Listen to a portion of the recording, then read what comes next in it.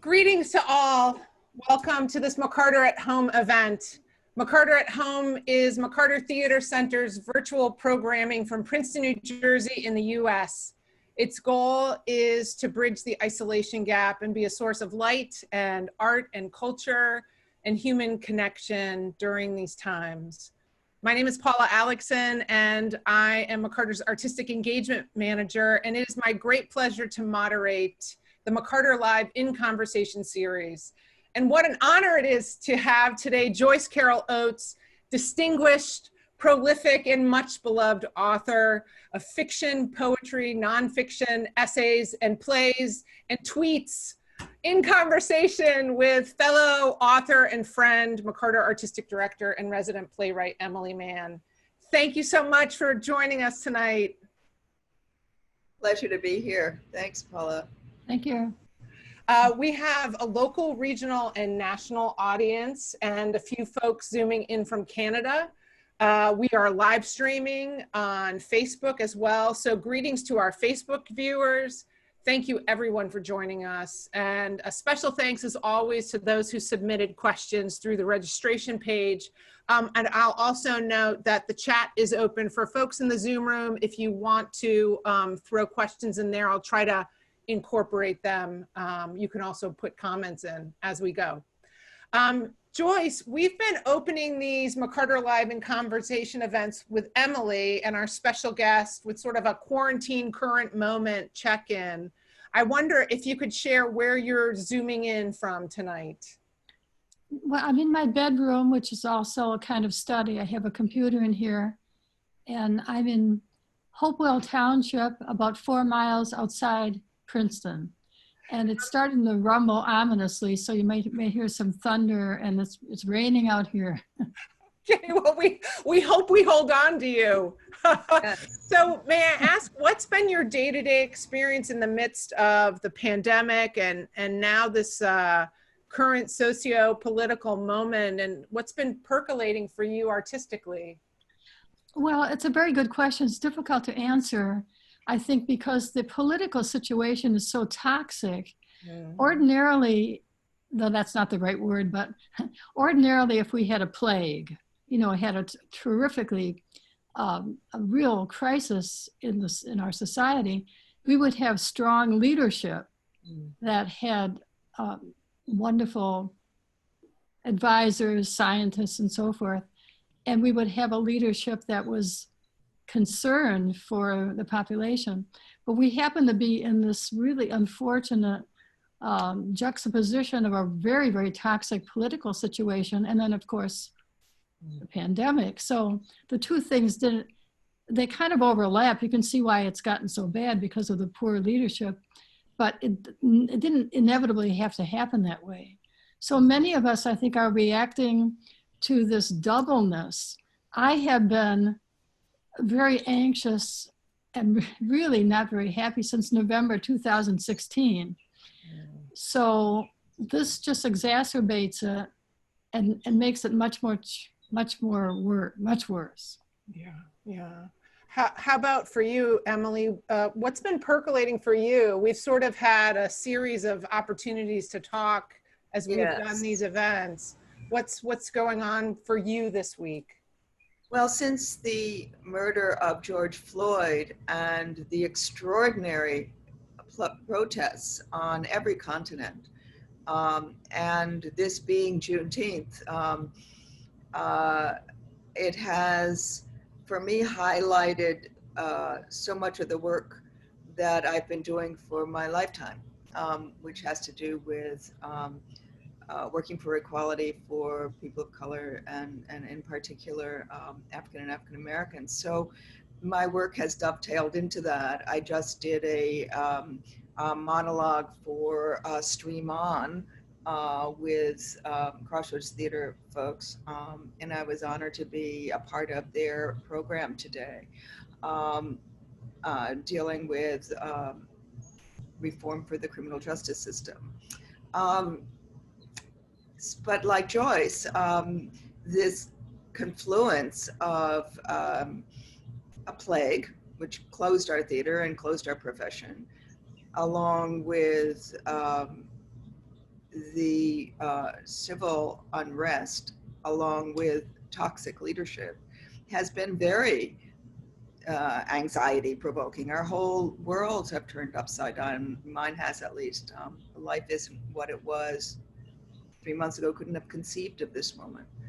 And some days I'm elated by what I think could be the opportunity for great social change for the better, and that one will be looking, that the country will finally look at its legacy of racial oppression for 400 years.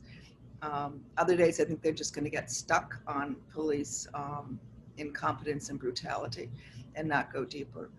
And other times I go from elation to despair many times a day, both politically and then artistically. Joyce and I take walks. We try to take one at least once a week with each other. And we talked about in the beginning, I was in a haze of anxiety and couldn't work. And now I'm writing constantly, and that's a great feeling. And some of it has to do, I think, with this incredible external tension that's making me write. Thank you so much. Emily and Joyce, I've curated a conversational journey for today that's intended to celebrate your long friendship with one another and also touch upon your life's work as writers and as readers in accordance with so many questions that were posed by people in the Zoom room about your writing influences, your favorite authors and playwrights, and what you're reading now. I'll also ask you to talk about your theatrical artistic collaboration and as well as your interest in one another's work. And then to close, I'll ask you to reflect on recent well-earned lifetime achievement recognitions that you've both received. And that will close us off. That being said, I hope you both feel free, as with your regular weekly walks, to deviate from the path whenever you so desire, if you would. So, Joyce, Emily, and everyone who has tuned into In Conversation series before knows that I'm passionate about the origin stories of artists. First exposures to an art form, what it meant, and how an artist recognized that a life and career dedicated to that form was their destiny. And I feel sort of compelled to ask you to tell both your literary origin story as well as your story of being captivated by the theater. Would you? Well, yes, I can begin with my origin story, which sounds just a little inflated. I'm a mythological figure. You're a superhero. Well, You are. My so-called origin story is really, when I was 8 years old, my grandmother gave me a copy of Lewis Carroll's Alice in Wonderland and Alice Through the Looking Glass. This is the first great book of my life. It was a children's book, a little bit oversized, with illustrations by John Tenniel, and I completely fell in love with it. I memorized it. I subsequently, I read it many, many times, and I've even taught it, and I've written about it a good deal. So I think it was like a door opening, or it was as if I went down the rabbit hole or pushed through the looking glass, because I found myself in this other world of storytelling and the surreal. I was a child on a farm in upstate New York. Farms are very real. They're very real. There's a good deal that goes on in the farm that is just stunningly real and stupefying and a lot of work. But going into the imagination is such an act of liberation and freedom and wonder. And so by opening a book, I was able to go into that other world. It has been the great influence in my life. The kind of commingling of the realists, some psychological realism you find in Lewis Carroll, but mostly the surreal, this boundless imagination. And everything that happens, every new chapter is totally unpredictable. But the important thing is that Alice, who's only a little girl of 7, She never becomes terrified. She never loses her good manners. And she often doubts what's being told her. And I thought that was so profound. Adults are telling her all sorts of crazy things, like the Red Queen or the Duchess or the White Knight. And Lewis Carroll says, Alice doubted that, or Alice did not think so. And I thought that's really revolutionary in children's literature, to present a child who deviates from what she's being told by adults. I love that story. Yeah, isn't that amazing? It is. And I've never read it that way before. I think probably children's literature doesn't have that. I think children are mostly much more passive and docile.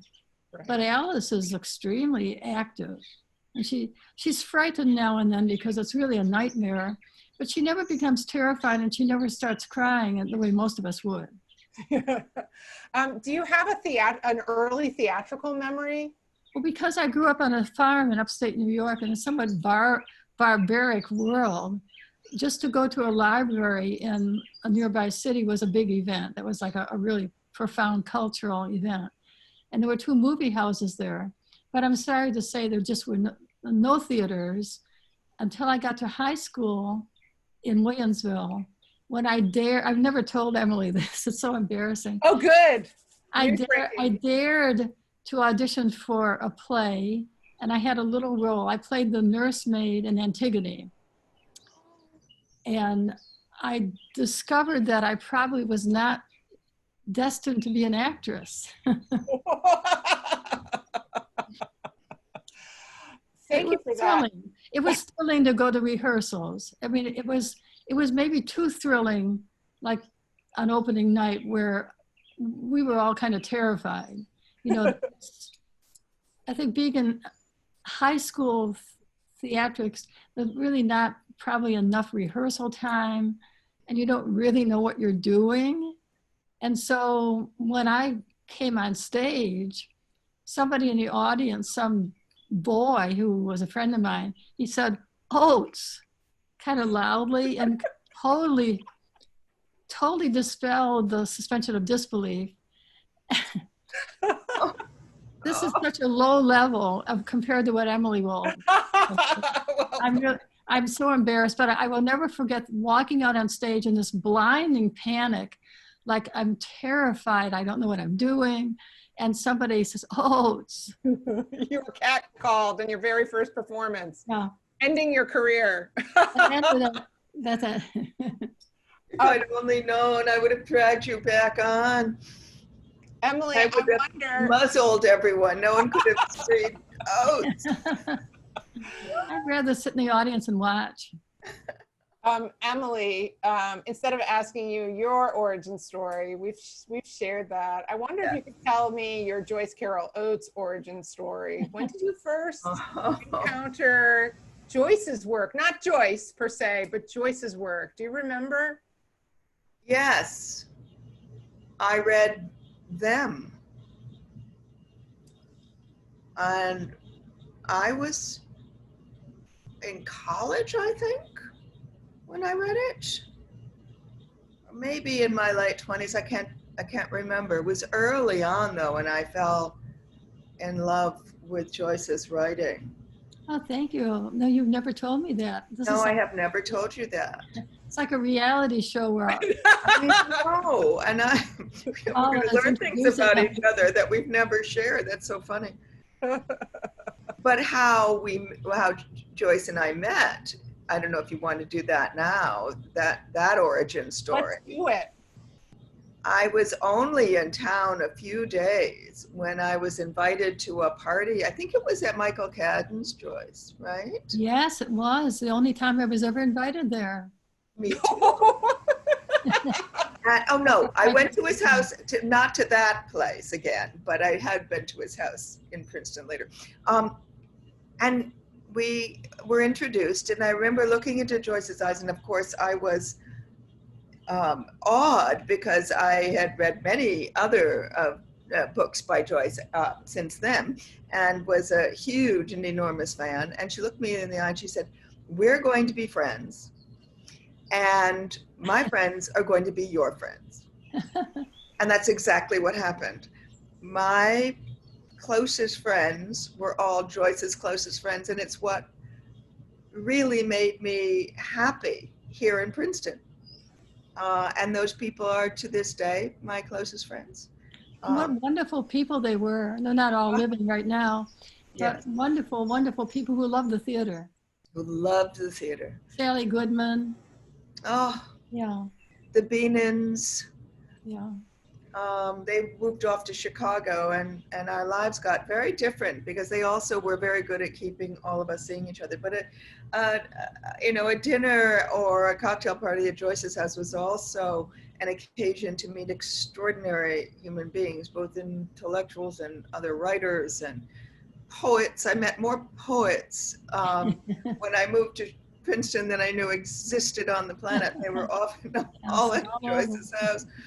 Everyone from Amos Oz to Russell Banks, who, Russell and his wife Chase Twitchell, a wonderful poet, are still very close friends. It made life wonderful knowing Joyce. I wonder, Joyce, Good that you came here. You might have gone somewhere else. Just think. If what? I didn't hear you. It's so wonderful that you came to Princeton because, I mean, presumably you might have gone somewhere else. Oh, absolutely. And I might not have stayed if it weren't for you. Oh, wow. Joyce, had you been exposed to any of Emily's work before you actually met her in person? No, but that's really because I don't have a strong connection with the theater.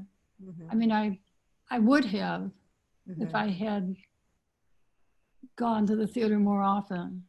So what explains your assertiveness in approaching her at that party and saying, we're going to be friends? Oh, because she was lovely and funny. I mean, it was sort of just visceral. It was visceral, yeah. Well, maybe Emily was probably talking. I mean, Michael Cadden probably introduced Emily, and there was a whole milieu, like a whole context. Yeah. And I had all these friends who were interested in the theater. And so naturally, it just seemed this would work out very well. Can you share some of the both of you, can you share some of the fundamental principles on which your friendship is based? I think you're making us self-conscious. I don't care. Well, I could talk about Emily a bit as a director because I knew Emily as a friend. And then we did a play together. We're going to talk about that later. And I went around telling people, I said, wow, there are two Emilys. Aha. One is this very sweet and, not docile, but, really lovely person. The other is this tough director. She's no nonsense. So kind of walking through the door into the professional life of a friend is often very, very gratifying and illuminating. I think Emily would probably feel the same way about me as a professor. You sort of go into that other world where you are the professional person, and you don't have quite the same maybe soft edges or conciliatory manner that you have in conversation. I mean, we put up with lots of things in conversation at dinners and so forth that as professional women, we wouldn't. Say, oh, this is ridiculous, or stop, And so I was very impressed with Emily's strong control, but which was also kind of intuitive and gentle in the rehearsals. You absolutely intuited one of my questions later. I love that. I wonder, Emily, have you ever audited one of Joyce's classes? No, but I guess the closest would be when Joyce does readings. And, it's more or less my same personality. Yeah. Yeah, we don't have audits in creative writing because the classes are so small. So small. Yeah. So do you assume a persona when you do readings? Well, that's hard to answer. I think it's really just my own self. Mm-hmm. But when I'm teaching, I'm the person in the room who's responsible for some measure of objectivity and truth. Mm-hmm. Whereas in a conversation, you find yourself nodding and, you don't want to argue or be provocative so much in society or social situations. But in the classroom, I'm sure it's true for all our professor friends. Yeah. That resides with you. If you're critiquing someone's work for the day and nobody wants to say anything critical about it because they're just being rather, they're afraid, they're shy, or they're reticent, you are the one who has to do that. Otherwise, the whole learning experience is sabotaged. Do you feel the same way, Emily, about the rehearsal room, or similarly? Oh, absolutely. Yeah. But I would say that unlike a lot of directors, though I have a strong hand, when I'm working with actors, I never make them wrong. I always say, yes, yes, that's wonderful. And if you try such and such and such, so it's still, there's a strong hand at work, but I always want to make sure that I don't shut anyone down, because actors are can be extremely vulnerable. If they feel if they protect themselves, then they don't go as deep as they need to go, and then the nerves start to take them. So I've been, learned that over the years, even when they are wrong, and even when they're going off on completely the wrong track, I try to rein in gently. But sometimes I can't be gentle. Sometimes I have to lay down the law. Emily, I have a question. Jennifer R. What? Okay. What, Joyce? Well, my question, Emily, is do you think this is typical of directors, or is it? I think not. No. I mean, most actors will say how much they love working with you because they felt so safe. Yeah, I think it's some measure of like a Zen consciousness or a Buddhist consciousness or something, because I have heard of directors who are quite different. Oh, yes, they can be brutal. They tend to be men, Yes, male directors. that's actually true. Although I've seen some women do it too, but it's mainly a male way, because in the olden days, they were, they would liken a director to being like a general. Yeah. They were cracking the whip, and they were putting the troops into battle, and you had to toughen everyone up, which is not a comfortable image for most women, and that's become a very old-fashioned way to direct. Good. Now it's very much more a sense of feeling a consensus in the room and going right to the heart of what an issue is with a particular actor and bringing them out. So, and that's because more women are directing. Well, I would think that's a little bit like the position of Angelo Dundee, who is Muhammad Ali's trainer. Angelo Dundee said you could never tell Muhammad Ali to do anything. You had to make it seem as if it was his idea. Always. Oh, I love that. And that's how most actors are. You always have to make it seem as if it's their idea. And then you get incredible work. Then they're winners. And husbands too. Uh-oh. Watch out. Gary's already writing me in the chat.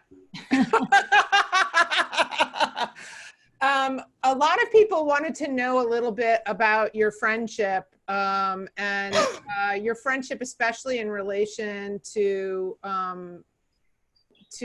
things such as books that you share with one another and whether or not you share your own work. So for example, Jennifer R. of Princeton asks, do you ever share your manuscripts in draft with each other for commentary or feedback? Well, I have a couple of times. Yeah, Emily has. I think it would be appropriate if I were writing plays, but when I'm writing novels, I don't actually show anybody anything. I don't have that kind of natural collaborative personality, which you sort of need for the theater. Yeah, that's right.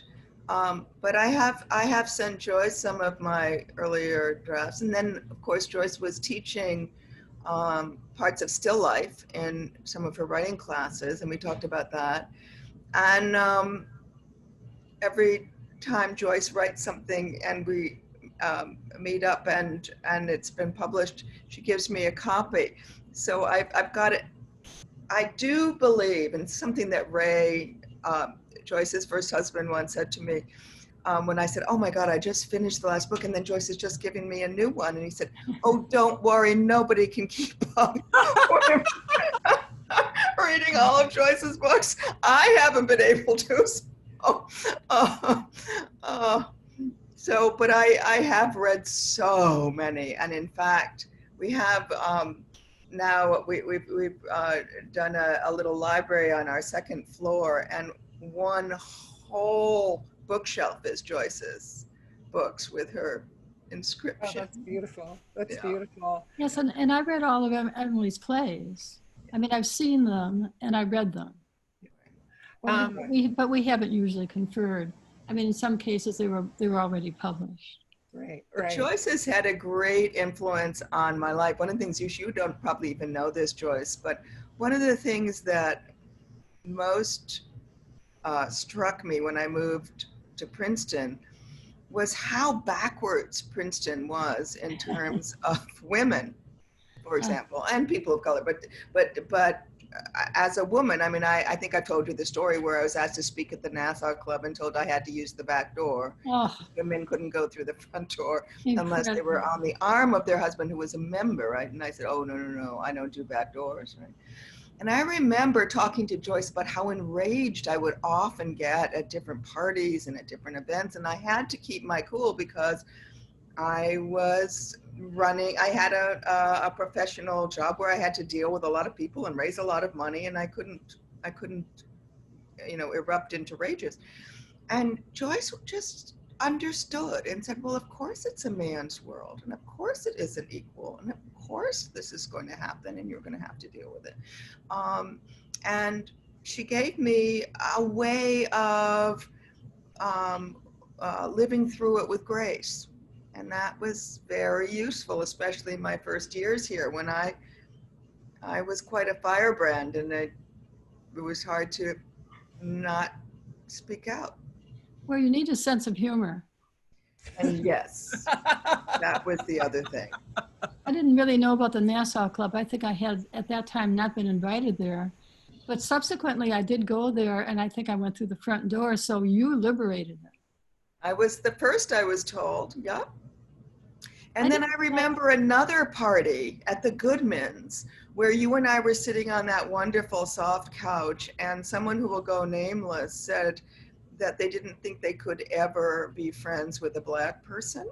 Oh, who said And that? I went, I remember that. I'll tell you later. Someone who was rather high up in the university, and I was in shock. Yeah, that's shocking. And so I then said, well, maybe I've just lived a blessed life because there are so many, I grew up in a Black family, and I have many friends and people I've been in love with who are Black, so I don't really share that. And you said, oh, what a gift you gave him, telling him that it was possible and that perhaps he should rethink it. And perhaps most statements like that that are racist and seem racist also are really just inexperience and naivety and ignorance. And ignorance. Yeah. And you thought it was a generous thing for me not to go crazy on him. And that was also a very useful teaching moment for me as a good friend, because I was flushed and enraged and Emily shows her emotions.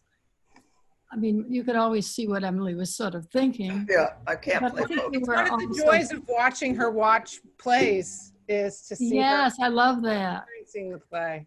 I love that, the empathy. Yes. Segueing into writing process, your writing processes, which was of great interest to folks who submitted questions. Lori Ann from Rydell, Pennsylvania asks, where do you get your ideas from? And Lynn S. from Lenoir, North Carolina, and Mary S. from Cape Elizabeth, Maine asks, what is your process for taking an initial idea to a full work? I wonder if you might both speak about process and from kernel of an idea into a completed work.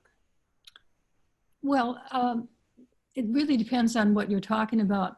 When I work on something short, of course it's finite, and I can get a first draft and work on that. But when I'm working on something large that feels enormous and monumental, it's really a very different process. I think, like, to write a novel, you have to have some sort of vision that's almost extraterrestrial. You have to be able to see it to know what its perimeters are. It's like you have to be an eagle. At the same time, the daily work is, I won't say plotting, but it's very much like putting things in place. You have to be like a burro or a donkey, kind of walking along and doing things that are not aerial and not ethereal, but just the nitty gritty. And then you have to be something like a cockroach, where you're just way, way down, where you don't really even know what you're doing because it's so intuitive. So when I write a novel, many, many things come together. It's like a river where there are all these tributaries. I do have a new novel. It's sort of accidental that the first page has a terrible act of police brutality toward two men. They've stopped a young man they think is a black man, and they've stopped him along the shoulder. He's on the shoulder of a highway. And so it just accidentally and incidentally just mirrors so much of George Floyd's experience and the experience of many, many other young black men just since George Floyd. There's so much violence that's been perpetrated by the law enforcement. So my novel is actually about something that's precipitated by that act. Somebody dies, and then it ripples through the whole rest of the novel. Thank you for that. How about for you, Emily? Well, it depends on whether I'm writing a documentary piece or a piece from a play from, where I'm starting with a blank page. And when I'm doing a documentary piece, much like Joyce says, but it's true for both, you have to have the big idea. Often I need to know what the first line is, and if it's not the last line, then the last moment of the play before I can actually start. And if I start too early, I'm in trouble. And if I start too late, I'm in trouble. But I need to have that big arc, and I need to have the people talking to me in my head. Once that's in place, then I can begin. But like Joyce, it's going from the big idea down to the cockroach. I love that. Being, the little ant on the ground, trying to figure out every single little moment and thought. So, and sometimes when I'm writing from a blank page, I think, with the documentary, often you have a lot of paper, often transcripts of what you're going to be working with, and then you have to find the play. And I think of it more as like being a sculptor. The shorter the stack of paper gets, the closer you're getting to what you want to do. And then when you're writing a play, the blank page is more like being a painter or a sketch artist. I mean, it's drawing and filling the page, but they're different, and yet they, of course, have similarities. And most playwrights would say, playwright, W-R-I-G-H-T, not W-R-I-T-E, because there's a craft to it, of a making of something quite three-dimensional, and there is an architecture to a play. And you go against the structure of what you're building at your peril. You need to know what it is. Joyce, when you're writing something like a novel, does it feel like art or does it feel like craft? Well, that's very difficult to answer. I mean, I don't think we're thinking about those things. It's a matter of work. You have to find the voice and the tone. Tone in art is very important. How do you establish a certain tone? You have to find that as you're working, and you're not thinking about whether it's craft or art. But to take up something that Emily said just now, that basically there are two ways of creating. And it looks as if Emily and I both we try to have that overview.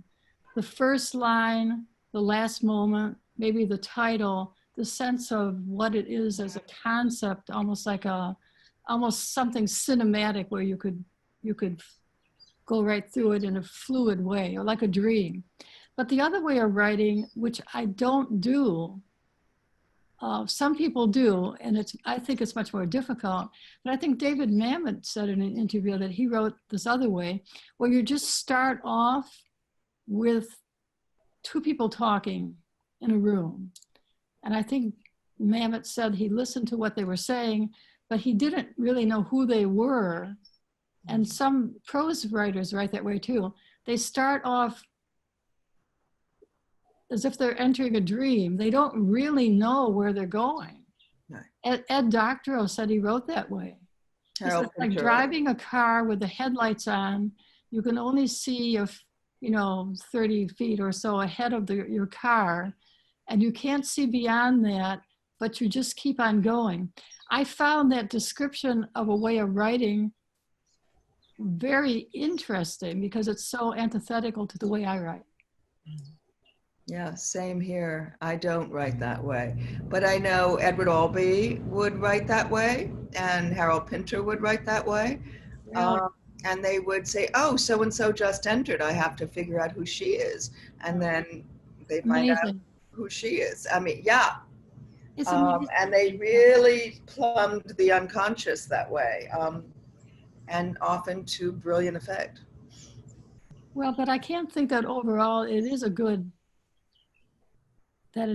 technique. You can get so lost. Yeah, I've done it for little one acts, but I still had a sense. I mean, I can't say I didn't know where I was going. I had a sense of where I would end. Yeah. Tiffany C. of Princeton asks, what is the hardest thing for both of you to write about?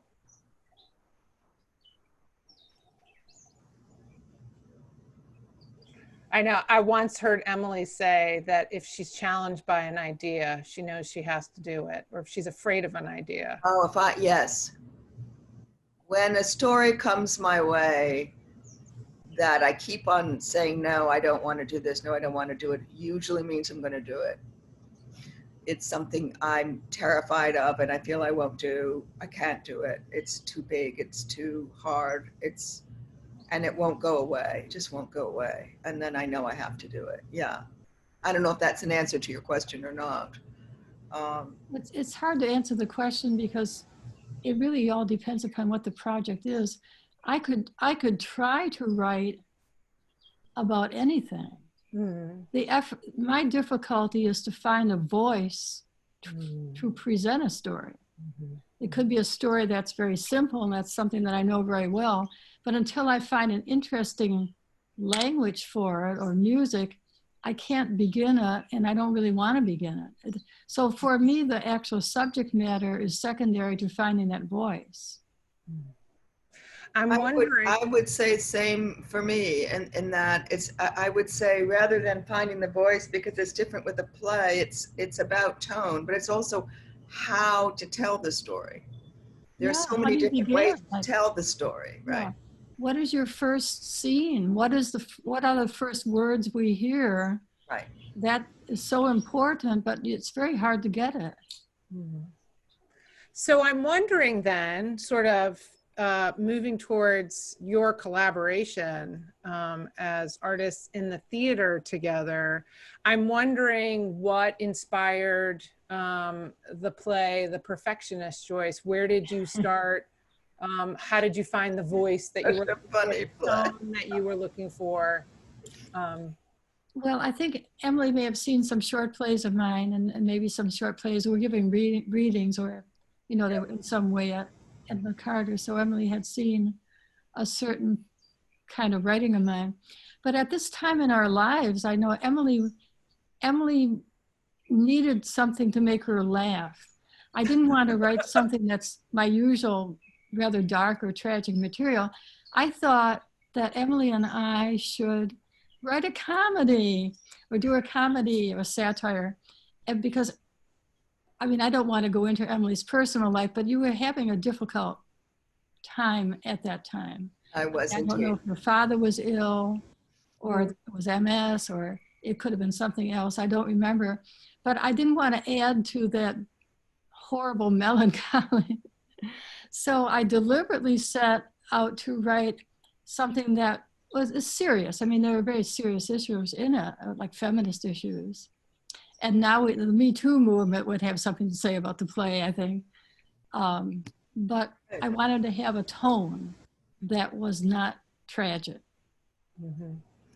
It is such a delightful play. It is so funny. In fact, Gary had then come into my life, and there's a very funny line in the play where the son is flailing around, screaming and yelling in front of his father's desk, and the father stands up and just looks down balefully at his son, and he just says to us, "I never wanted a personal life." Yeah. I found this hysterical. And when things go off the rails here, we say, "I never wanted a personal life." That is how people feel, but they don't usually say it. They don't usually say it. Oh my God, that was it. And Betty Buckley was so Oh, great. they were so wonderful. My God. What a great group of actors. And then the ending of the play was something that Emily had, I wouldn't say that Emily wrote it, but Emily sort of guided my hand to the ending. So Joyce, you got to spend time in the rehearsal room. Is that where a lot of the development? Oh, yeah, but I had been in rehearsals before. Yeah. And I had worked with other directors. Mm-hmm. In fact, one of my close directors is Gordon Edelstein, who is in some different phase of his career right now. But he was a wonderful director. I loved working with Gordon also. Like Emily, he was extremely empathetic and sort of emotionally engaged in the material, and very upbeat and kind of open for new ideas. I had never worked with a director who was dry or bossy. My directors were all sort of young and inventive. But actually, Joyce had a finished script. It wasn't as if Joyce came into rehearsal and then did a lot of rewrites during rehearsal, except for the ending. Just the ending. And a couple of trims. I don't think we did a lot of rewriting in rehearsal. It was ready to go. No, that's true. I do a lot of work. I do a lot of revising just at my desk. I have a friend, Amy Tan, who will send out a first draft of her novel or an unfinished manuscript to her editor, who's also my editor, Dan Halpin. And Amy Tan feels that this is the way she writes. That's her process. She will actually send a manuscript that's not finished to her editor. I would never in a million years even dream of doing anything like that. To me, that would be like inviting somebody into my bedroom before I had made the bed. Well, how appropriate for this interview. I mean, it's just so scary to even think of anything like that. But for other people, it's what they do, and they get advances. Sometimes they get money, advances for what they show. A lot of playwrights will do that. I have to say, as a producer and the producer and director side of me, as well as the playwright side of me, I would not deliver a piece to a theater to do that was in first draft form. No, it's my job thank to you so much. play. And I think it's become more and more a practice in the American theater because of all the development work that people do and also do in film and television to deliver a first draft. And that the theater is supposed to help them finish it. I don't think that's right. I think it's very unhealthy, though we have done it. I'm glad to hear you say that. I think it's very contrary to the artistic or the creative spirit. It is. Also, you start to lose your own sense of your own integrity. Yes. End up writing something that isn't even what you intended to write. Right. Suddenly you're pleasing the dramaturg or the director or the artistic director instead of knowing exactly what it is that you are writing. Not to say you shouldn't be open to rewrites or making it better, and once you see it on its feet and you see that there are trims and changes you want to make, but the play is there. I think that the American theater is infantilizing American playwrights, and I am very that's very interesting. Infantilizing, yeah. I don't think it's that typical with prose writers, but I do know a few people who do it. Joyce, we've kind of established you've been a regular theater goer at McCarter for all of Emily's 30 years as artistic director. Absolutely, I've seen every play. Do you have a favorite Emily Mann play or a favorite Emily Mann directed production? Well, let's see. Of Emily's plays themselves, I can't choose a favorite because that's not possible. The plays that Emily has written, I don't think that I would choose a favorite, because that's just not fair. But of the plays that Emily's directed, well, The Three Sisters was just monumental. That was so beautiful. I could just close my eyes and sort of see that. And also, I like in a very different way. Miss Julie was amazing. Well, Streetcar Named Desire was wonderful. They're all contenders. Oh, and Baby Doll. That in some ways that was the most perverse, or that was an unusual interpretation, I think, of Baby Doll. Beautiful. Emily, given Joyce's prolific nature as a writer, you get to choose multiple works as well. Oh, again, it's so impossible because I have so many favorites. But one that I keep reading and rereading and rereading is Blonde. Oh, well, thank you. I think that would be maybe my favorite too. Yeah. It's just an astonishing piece of work. It's working on so many layers and levels. It astounds me every time I pick it up. But that's true. There are a few others too, but Blonde is breathtaking to me. Lauren M. from Princeton asks for both of you, how do you think being a woman has influenced your experience in your fields and in art itself? Well, probably Emily would have more to say about that than I do, because being a writer, being a woman writer, one can look to a certain tradition. There are strong women writers, particularly in English literature. So I was also a teacher. All my life I've been a teacher. I can't really say with much authority, personal anecdotes. I probably haven't had that many experiences that touch upon my being a woman. I've been so interested in forms, the forms of fiction rather than subject matter. If I had been more of an activist, probably then I would definitely have had more dramatic confrontations. But I tended to be a sort of formalist experimental writer, coming relatively late to ideas of feminism when I was already quite well published, probably in my 30s. So it was a little belated.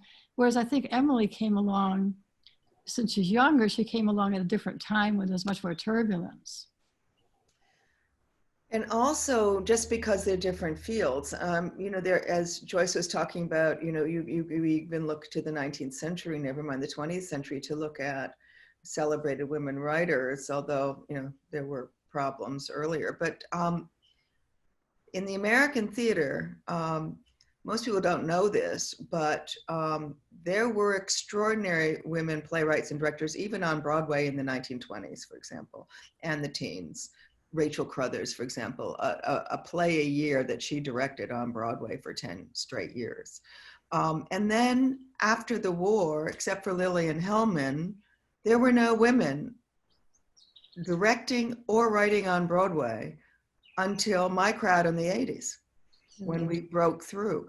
And when I was directing out in the profession outside of New York, I was often the first woman to ever direct on that stage. So when I came of age young, I was 27 when I directed at the Guthrie Theater. I was the first woman to ever direct on that stage.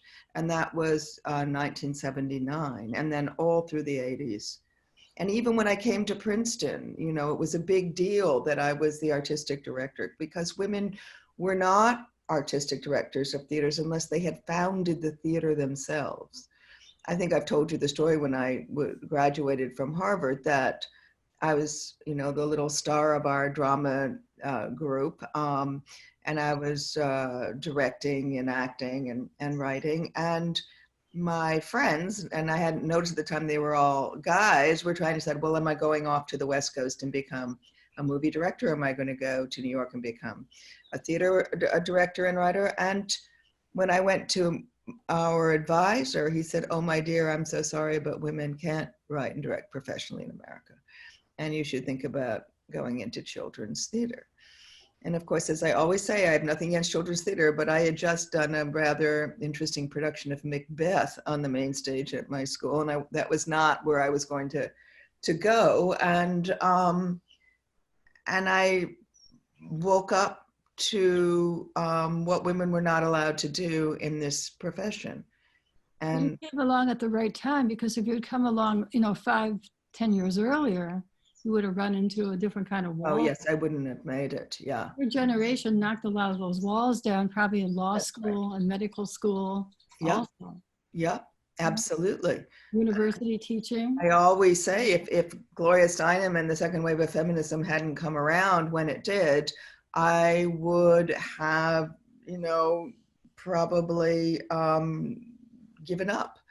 But that moment, the top of my head blew off in a rage, and I thought, oh, you just watch me. I'm doing this. This is what I want to do. I'm going to do it. And wonderful. It's so wonderful that you had that reaction instead of the. Well, you met my parents. It's because I had them in my life and that support, I think, along with the women's movement. Yeah, the women's movement has been enormous. Yeah. Enormous. Do you know the opening of Gloria Life at ART at Harvard? Diane Paulus, who is now the artistic director and had been the original director of Gloria in New York. And then after McCarter, she took it back. We sort of did, pass the baton. And she, on opening night, she said, I want to know, because she's 15 years younger than I am, and she never had these problems. So she said, I want you to show me where he said that to you. And I took her to the back of the lobe, the theater, the auditorium, and I showed her exactly where it was. And she said, okay, I'm going to be the advisor and you're going to be you, and let's play this again. And I looked into her eyes, we did it, and she said, and now I can tell you, as now the female artistic director of this theater, welcome home. And it was the opening of Gloria, which is about Gloria Steinem, as you know. It was one of those moments I will never forget. But that's so wonderful. But maybe in a little bit of a contrast, there were such strong women writers in prose fiction in the 1950s. It's Eudora Welty and Flannery O'Connor, Catherine Ann Porter, and in England, Elizabeth Bowen, and there was Doris Lessing. So there was sort of a really fecundity of women writing who are older than I was. So I didn't have the same situation that Emily had. It's like Emily had trained to do something, and without being told that, well, women can't do it. I mean, in a way it wasn't fair. She should have been told in the beginning, in the playwriting class where she was the star, that everybody in the class could probably be a director or a playwright, except the one who is doing the best work, because she happens to be a woman. Yeah. Although I'm glad they didn't, because by the time I was told, it was too late. Well, I was speaking ironically. And I was speaking ironically because it's just so ridiculous. It's like black men couldn't be firemen, like the union is all white men and you can't get in. And that sort of closed shop, I think, it shouldn't exist anymore. Maybe it does in ways that we don't know. It does still. It's not just people of color in the theater, it's also women still, but great strides have been made. But when I was on Broadway in '85 with my own play, I think there had been 2 other women directing and writing on Broadway, that in the past 5 years. And then when I was up for the Tony Award for directing Having Our Say, I would have been the first woman to win a Tony Award for directing a play on Broadway. Amazing. But it's shocking to think you were the first woman to direct at the Guthrie Theater. Absolutely. That seems shocking to me. That provides such a great segue into sort of my final line of questioning for the two of you. and that is your lifetime achievement. I want to start by saying you both have been the subject of biography, and I'm wondering what the experience of having your life and work studied so closely was like, and any insight that it might have given to you about the form of biography or about yourselves. You want to go first, Joyce? Well, so, a man named Greg Johnson wrote a full-fledged biography of me some years ago. Mm-hmm. And he did a lot of research, and he discovered things about me that I didn't know. So it's more like you're finding out things that you either don't know or you're totally forgotten. I wasn't that, maybe writers are maybe not that interested in how people are interpreting certain work. You know, if people are writing papers or articles on an individual work, they have their own ideas. I think many writers probably just skim that. But anything that's biographical, that involves real people like your parents, you know, your spouse, you become keenly aware of that, and you do get upset if it seems to be distorted or wrong. So the biographical side of it is fraught, it's kind of a double-edged sword. It's fraught with maybe a good deal of apprehension, because you also don't want to interfere with the writing of the work either. Even though you might know that some things are just mistaken, you're sort of hesitant to make changes and suggestions. How about, you relate to that, don't you? I absolutely relate to that. And also I realized that my biography is not yet published, but written by a woman named Alexis Green, whom I've known. She's a wonderful feminist critic and writer about the American theater. She's just phenomenal. But I realized she knows more about me than I know about myself. That's a really scary thing. She found out things that I didn't know. For example, that my father had been in the army unit that liberated Birkenau. Bookstore. He didn't tell you that? No. He didn't talk about that? He wouldn't talk about the war. Well, I've told you that I found out that my father's mother was Jewish. Yes, That was a big revelation for me, and it was really profound, only because of this biography. Yes, that's so, I didn't know it was because of the biography that's how you found out. Well, I found out about my father and Buchenwald because of the biography, and she found all the black and white pictures of the stacked corpses, I mean, all of it. Was your father alive when the biography came out? No, long gone. But what about your mother? So I can't ask him now, my mother's gone. But I would have thought. Did your mother see the biography? No. Oh, she didn't. Oh. No, and it's not published yet. I see. I didn't really know about it. I thought maybe. And then I found out that I had misremembered some really important things, like who wrote that pan of me in 1982 that I always thought was so-and-so and actually wasn't that man at all. It was a different man. That is something, because our memories, while they seem very solid, they're really not. They're really not. I mean, just the whole questioning of memory and how reliable our memories are, and finding out how truly unreliable they are. That's been a revelation to me. Joyce, in 2019, you were awarded the Jerusalem Prize, which is biannually awarded at the Jerusalem International Book Fair, as you know, but to the audience, to a writer whose work best expresses and promotes the idea of freedom of the individual in society. And then last month, it was announced that you were the winner of France's coveted Cino del Duca World Prize for the body of your literary work. I wonder if you might tell us a little more about the nature of both of these awards and the personal significance of receiving these honors.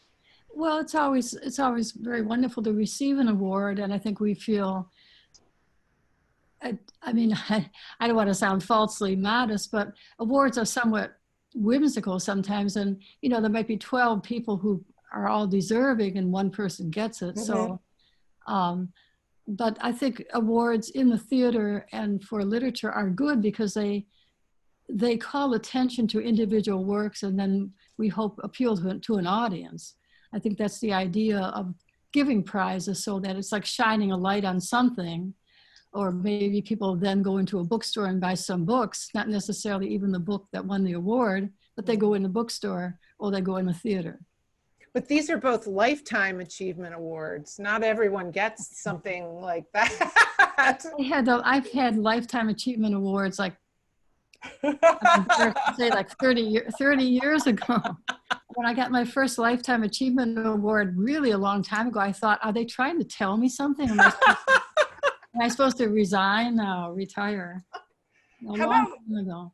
How about for you, Emily? You've received the Margot Jones Award, you've received the TCG Visionary Leadership Award, and last year were inducted into the Theater Hall of Fame. Which of those honors is most personally significant to you, and why? Oh, well, what's interesting about awards, they, as Joyce says, they're lovely to get, because we are often kicked around by critics and others, and so this is just simply a cause to celebrate. The Margot Jones Award meant a great deal to me because she was one of the mothers of the not-for-profit theater movement, whom I've always revered. So to get an award in her name was very moving to me. And the Leadership Award, just when I was leaving McCarter, I was in a lot of ambivalent pain about leaving. So that award from my peers in the profession was very bolstering, and that felt good. That felt good. Yeah. And then the Theater Hall of Fame, I have to say, was huge for me, because when I got up to it, it was done live. So there I was in the pavilion, and the names of all of the greats surround you. And I was humbled and honored in a way I've never felt before. Mm-hmm. So I felt, okay, it was a bit of an exhale to have gotten to that point of recognition. I must say it was a lovely feeling. But I also don't want to feel posthumous, Mm-hmm. I want it to be sort of a goad to keep going. And sort of. Did for both of you, do these awards require the making of a speech? Yes. Yes. Yeah. I want to close by asking actually Joyce to read just this tail end of her acceptance speech for the Jerusalem Prize. Mm-hmm. That speech is actually itself a work of art for those of us who have read it. And I've asked my colleague Andrea to put a link to that in the chat for folks to be able to access it. I'm asking you to read it because I found that the last two paragraphs sort of seem to offer a commonality of purpose for you and Emily in your work as artists, and perhaps the golden cord that binds you together as friends. So if you would read that, we'd so appreciate it. Thank you. Well, when I gave the speech in Jerusalem, it was very tearful. I mean, I was pretty close to just starting to cry. I think some people in the audience were a little tearful too, because I talked a lot about my Jewish grandmother, but I'm not going to talk. That's not going to be in what I'm reading here. I'm just going to read the very ending here. Not commerce, not politics, not science or engineering, but art is the highest expression of the human spirit. This is not an expression that happens without effort, like weather. In the service of art and civilization, there must be people, like those of you gathered this evening in our Zoom. Oh, Joyce, for 1 second, we're getting some sort of weird feedback from your space as you're reading.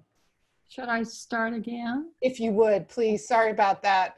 No, it's probably my fault. I was leading too close. Okay. Not commerce, not politics, not science or engineering, but art is the highest expression of the human spirit. But this is not an expression that happens without effort, like weather. In the service of art and civilization, there must be people, like those of you gathered in our Zoom session, who care. Being loved within a family especially can carry with it, though it's wonderful, a sort of blindness. We may misperceive that we are objectively worthy of love and fail to see how love is a gift we do not deserve. And it is the effort of others who love selflessly, many of them women, though not exclusively women, who have faced themselves in the act of loving and for whom sacrifice is but second nature. I'm talking about a woman because I had talked about my grandmother who made a lot of sacrifices. I have made a particular effort in my writing to express gratitude for such caretakers of civilization. I've given them names and I've given them stories and the respect that stories entail. One of the great tragedies in life is that we are so unevenly blessed. We do not all have grandmothers or grandfathers or parents who will give us books on our birthday or pay for piano lessons or take us to the theater. We do not all have loving relatives who will give us typewriters when no one else within miles had anything like a typewriter, and who will protect us from the cruelty of the world. The just society must take on these responsibilities in protecting the vulnerable, the orphan, the disenfranchised. Social justice must protect those who cannot protect themselves, those who have no one to speak on their behalf. In literature, such an effort is the art of bearing witness, the central commitment of my writing, and very much Emily's writing also. To speak for those who cannot speak for themselves, those who have been silenced out of poverty, fear, intimidation, those who have lost their birthrights and perhaps their lives through no fault of their own, those who have been in the lottery of our lives losers and not winners, those who have not had luck. For it is solely luck that distinguishes us from one another, the luck of birthright. This obligation, this celebration, is the essence of bearing witness of all possibilities of art, the most urgent in honoring the precious freedom of the individual. So beautiful. It is. Thank you both so much for this time with you. And thank you to the audience for joining us. McCarter Theater Center will continue to reach out to its audiences and communities through McCarter at Home programming. And speaking of programming, Emily will be live in conversation with composer of musical theater and popular song, Lucy Simon, who is her collaborator on a new musical. And we'll talk about that next time on Friday, June 26th from 7:30 to 8:30. And immediately following that event at 9 o'clock on the 26th, Emily's most recent work of art, Gloria, A Life, on the life of Gloria Steinem, will be broadcast on PBS's Great Performances at 9 p.m. So come be with Emily and Lucy from 7:30 to 8:30, and then go off, have a nice cocktail, and watch Gloria, A Life. Thank you both so much, and thank you, audience, for joining us today. Thank you. Bye-bye. Well, thank you, Joyce.